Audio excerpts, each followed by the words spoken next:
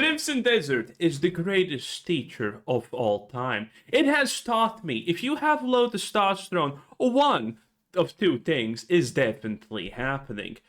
Either you are Asmongold cross-dressing, and I am struggling to not drop every slur known to man right now, but I won't, because that would get me banned, and that's bad. And two, that there's definitely a skill issue and people are being sorted. Hey, what's up guys, Ruff here. So in this video, I'm going to be talking about the current state of Crimson Desert a few days after its official release. Now, this game got off to a hot start, but it found some trouble thanks to very negative reviews provided by games journalists and a bunch of scrutiny provided by the usual IGN 6 out of 10. Not enough yellow paint. The bosses were scary.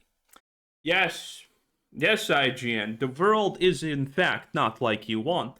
Suspects on social media.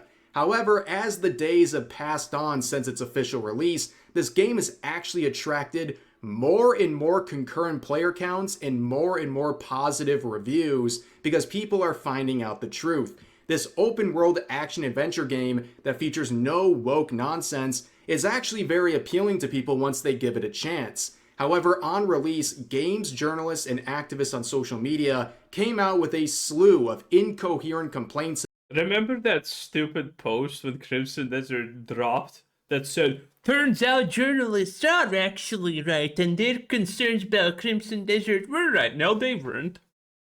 Journalists are just bad and stupid, and you should never listen to their opinions because their opinions are garbage. There you go. Saved you some time. About this game, including complaints about a lack of diversity in the game. But here's the shocking part. It actually worked for a bit. At one point, this game was at a 50-50 reviewer rating on Steam. However, as the days have gone on and more people actually tried out this game instead of listening to journalists and activists, it's raised from about 50-50 to nearly 80%, a mostly positive. Crimson Desert is the greatest example of a game filtering people that has ever been. Yes, the controls aren't the best, and definitely they could be improved. They are being improved, but man, the fact that there were some people literally too stupid to remember that you need to press Shift Q to do X, and then you need to press F to do another thing, and that was too hard for them, is absolute insanity, okay? This is Dark Souls Get Good, but actually on point, okay? Set of reviews for this game, much to the dismay of woke journalists who are crashing out on social media now that this game has turned things around, including people like this saying the loser gamer chuds are celebrating this as an Hey, that's me. Oh my, I feel known and special now. Thank you. anti-woke victory, and it's making them very upset. So what's going on with Crimson Desert? Well, this was a much hyped up release. Again, this is an open world action adventure game, and of course, it had a great level of success. Nearly 15 minutes out of the gate, it broke 100,000 concurrent players, which that's sort of a number for a game like this. That is a great start. However, almost immediately, this game was bombarded with negative reviews from reviewers such as IGN, who gave... Yeah, this was hilarious. This really was that, oh, there's not enough yellow paint. I don't understand if I'm doing things properly. How can I understand how to do things without yellow paint? God. Unironically, insane. Gave this a 6 out of 10 rating, basically saying it's very underwhelming and boring. Now that's very rich coming from IGN, who once gave Dustborn and Concord 7s individually. Bro, and Dragon Age Railguard, this is Dragon Age Railguard, got a 9. Remember, Dragon Age Railguard, the return to form, that for some odd reason every single journalistic outlet was using exactly that sentence. But there's probably nothing wrong going there. That's probably just a coincidence, okay? Coincidences happen. Don't why are you looking into that too much? Don't. There's no need. We told you stop, okay? Stop. Do you want to be a Batman? Because that's how you become a bad man, if you look into things that we tell you that you shouldn't. In any case, every time IGN has scored something a 6 out of 10, it has been a banger. I think the last one that I remember IGN scored a 6 out of 10 was Claire Obscure. And I wouldn't be surprised if they scored Slay the Spire to a 6 out of 10 also. Oh boy. And even gave Dragon Age the Veilguard a 9. So any sort of rating coming from IGN, especially a 6, means absolutely nothing, but it did seem to have an impact on whether or not some people are willing to give this game a shot in the first place. Let's move on to some other reviews. This one coming from Jason Schreier, who has retired from Twitter, for facing valid criticism. Yes, so he decided to go to Blue Skies, the place that supports the actual bad people. Over the years, and eventually moved on to the echo chamber known as Blue Sky. He left a review for Crimson Desert, calling it boring and soulless, and that he didn't want to play this at all anymore, and said this game absolutely filtered. Feels like it was designed for people who just want to consume content. Now, of course, nobody likes a consumer who will simply buy whatever slop comes their way because that's just what they feel like doing, and they just want to buy something no matter what the quality or what the... Again, journalists, game journalists, are the people who couldn't finish the Cuphead tutorial because it was unironically too hard. Okay? So, their opinions, kind of questionable, Messaging is for a particular product. But yeah, at the end of the day, people are consuming content. These are video games. It is content that you are consuming. So just calling it something that people wanted to consume as a form of content is not really a valid criticism unless you provide some sort of rationale as to why that is a bad thing in this case. But then again, just like with IGN... Everyone who says this, by the way, about Crimson Desert, if you're not saying this about Elden Ring or Dark Souls, you're a hypocrite. And yes, Elden Ring and Dark Souls does actually have a lore behind it. Quite a lot, in fact, if you have seen it. But for literally 99.9, and repeating, percent of players, Dark Souls has no soul. It's just like kind of a dead world and everything's decrepit and whatnot. That's it. There is no lore in Dark Souls for pretty much everyone, except a couple of YouTube channels that are gaining generational wealth because there's just that much stuff hidden. You think about who is sharing this message, and journalists like Jason Schreier are completely immune to predicting the success of a game. This is the same guy who looked at the initial launch of Dragon Age the Veilguard and saw 58,000 concurrent players on the first day of release and said, "Go woke, go." Yeah, this one was a goddamn banger, boys. Jason Schreier literally admitted to be a shill, by the way, here, because he's just batting for his team and he doesn't care about anything else. Literally admitted to that, which is hilarious, in my opinion. Top the charts. And of course, we know that Dragon Age the Veilguard completely ripped BioWare apart and was a massive failure. And think about that 58K number, right? Like, Crimson Desert nearly doubled that in the first 15 minutes of its release. But when confronted with people asking whether or not they genuinely enjoy turds like Dragon Age the Veilguard, also, didn't he just delete this tweet after? Jason Schreier, in his professional capacity as a games journalist, said, "I actually don't like the game very much, but I like seeing you chuds get dunked on." Yes, this is a 50-something-year-old man unironically calling detractors on the internet chuds. A 57 childless man, probably, I would assume. But we keep moving forward. There's some reviews on Metacritic complaining that Crimson Desert... we talked about this one yesterday. This is pretty funny. Does not have enough LGBTQ plus representation. One review that provided a 0 out of 10 said this game is disappointing because it had no LGBTQ representation at all. It's disappointing in 2026. This isn't about politics. It's about feeling invited to play and included in the world the game is trying to build. Amazing stuff, stunning and brave. Now you think all of these reviews and complaints are ridiculous, but it was working. Like I said, it prevented some people from even trying this game, and it even had an impact on the studio who designed it, Pearl Abyss. Pearl Abyss and their share price plummeted nearly 30% after the first reviews arrived for this game. Are they on the Korean stock market only? I'm pretty sure this has already been remedied.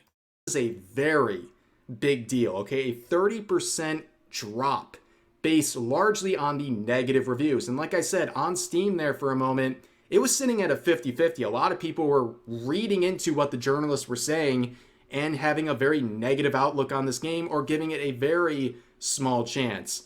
To add on top of that, there were complaints about AI usage in this game. A Redditor discovered an AI-generated artwork in Crimson Desert, and you know how certain pockets of people on social media are when it comes to AI. I love this picture because it just shows you how absolutely useless AI is. Because AI understands the concept of a horse, that it's something that has a bunch of long, a main body and a bunch of long things dangling from it. And those things should be legs or a tail. But is it actually the tail it's looking at or a leg? It doesn't really know. So that's how you get stuff like this. Because AI can't tell the difference. It just knows that they're supposed to have these things. They get very upset. Now here comes the irony once again. Consider the source. One of the journalists reporting on this is IGN, who complained about the AI-generated art assets contained in Crimson Desert, while of course using Sprout Social, which is an AI tool. They literally made this article using AI tools in order to complain about AI-generated art assets. The irony is palpable. However, some people made a big fuss about this. To be fair, I'm not going to hold that against IGN. Complaining about AI while using AI is literally the same situation as someone who smokes telling other people you shouldn't smoke. The advice is valid, still, even though if you do it. On social media, saying that they're refunding this game immediately, despite the fact that Crimson Desert came out and addressed this immediately, and bright sunshine not being so bright or sunny no longer seems a little bit cloudy. And removed any sort of AI-generated art in the game. But then again, who's the source? Look at the person making this complaint. A game dev for Intergalactic. Yes, this Intergalactic. Wow! I actually thought that I have seen this before. Not gonna lie, boys. Okay, listen. More problems than necessary, but yeah, you know, it is. Yeah, yeah, it is what it is. Yes, this Intergalactic that has a brutal. Yeah, I mean, I wish Intergalactic was AI made. Then you at least have an excuse why it's garbage. Like to dislike ratio for its official trailer on YouTube, and that is the person who is whining about this. Very interesting behavior coming from a game dev who is immediately pitting themselves against Crimson Desert. Meanwhile, they should be worrying about what's going on in their own backyard as opposed to what's going on at other studios. But of course, self-awareness is not really in the making of these sorts of game devs or anyone who'd be working on Intergalactic for that matter. But it's not just game devs and journalists complaining about it, social media users as well. We see this sort of sentiment from some users saying, is this game another Wukong situation? I'm sorry, what exactly was the Wukong situation? Wukong! Did Wukong win Game of the Year or not? I think it did.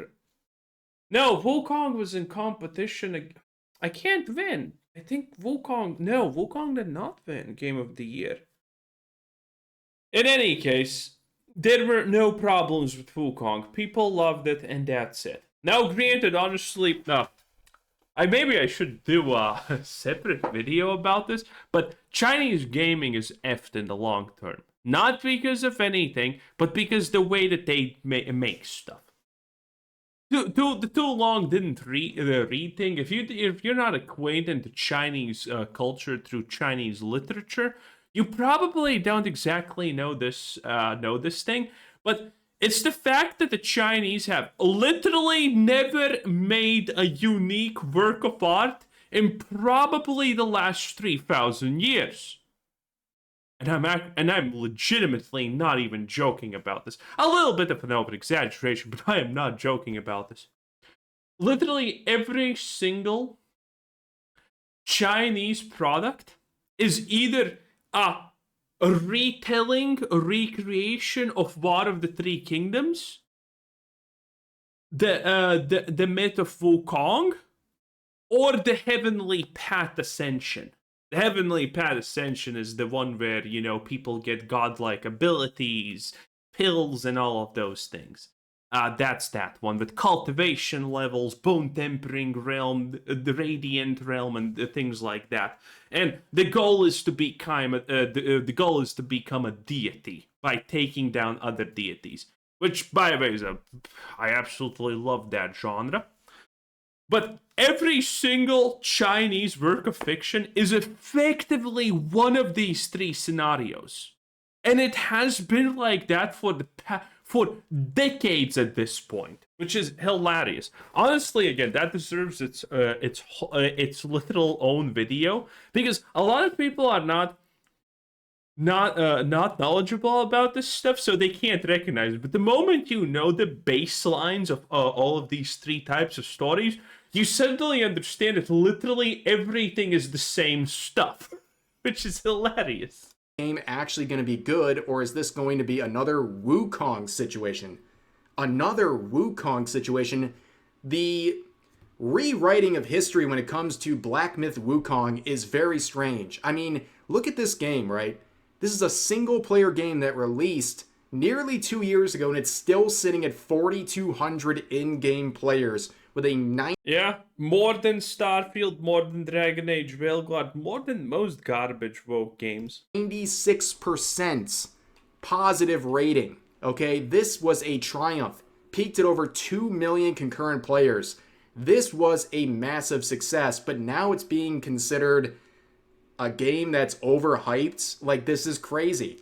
And you can see right here, on the same vein of these reviews being very misleading, Crimson Desert has around just shy of an 80 Metascore from the critics, but compare that to Black Myth Wukong, that had an 81.